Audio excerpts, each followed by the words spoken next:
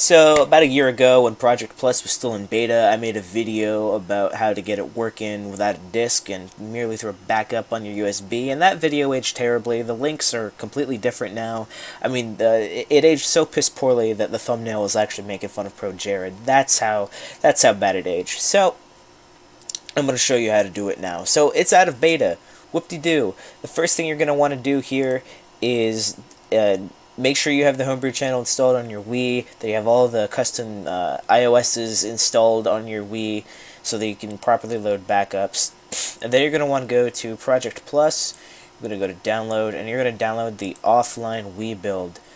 Once you have that done, you will have the zip file right here. And within this zip file, you want to make sure that you open the folder and you want to take everything, the apps, private Project Plus, boot elf, and credits. You don't have to take the credits test. And you want to put that in your, whoops, wrong folder. You want to put that in your 4 GB volume. So what we're going to do is that we're going to take all of this, again, and put it at the root of your SD card. Alright. I'm going to cut to the rest of the video. So, you're going to want to go to the homebrew channel. Just start it up right here. Very sorry about the quality, by the way. Should really get a capture card one of these days. So you're going to want to load the Project Plus loader. You'll see that it says that it's a modified version of the configurable USB loader.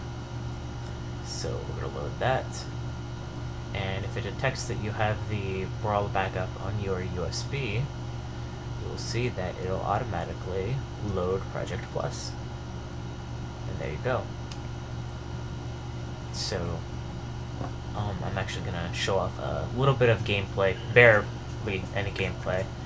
So I got my GameCube controller and my Wii remote, so select Mario, and I'm going to select Sheik.